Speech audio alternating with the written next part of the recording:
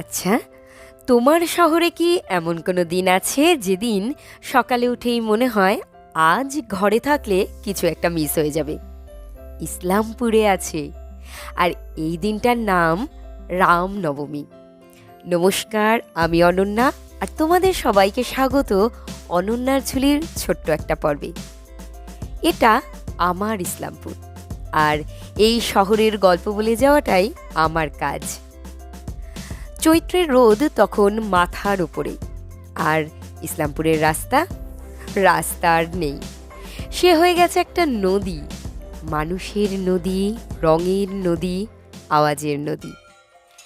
ত্রেতা যুগে এই তিথিতে জন্ম নিয়েছিলেন এক রাজা, যিনি রাজা হয়েও মাটিতে হেঁটেছিলেন, যিনি ঈশ্বর হয়েও কষ্ট পেয়েছিলেন।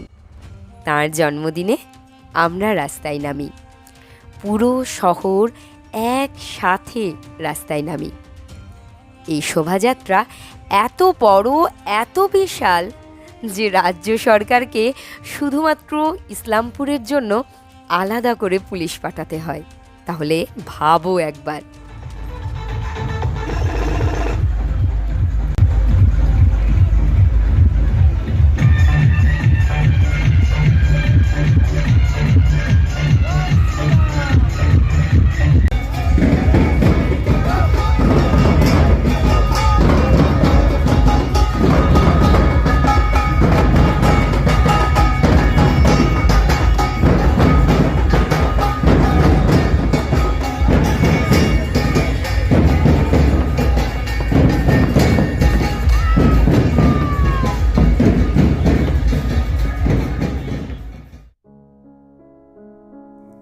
শোভাযাত্রা একসময় শেষ হয়, ভিড় সরে যায়, রাস্তা আবার রাস্তা হয়ে যায়, আর আমি হারিয়ে যেতে যেতে ভাবি এই শহরটাকে আমি কতটুকুই বা চিনি।